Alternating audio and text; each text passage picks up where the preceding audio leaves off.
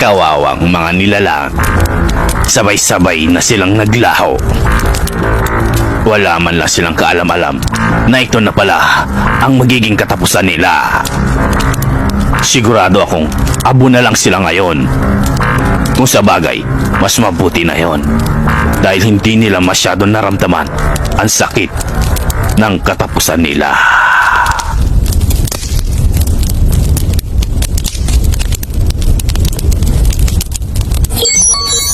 Kumanta ka. Kung sino man ang gumawa nito, magbabayad ka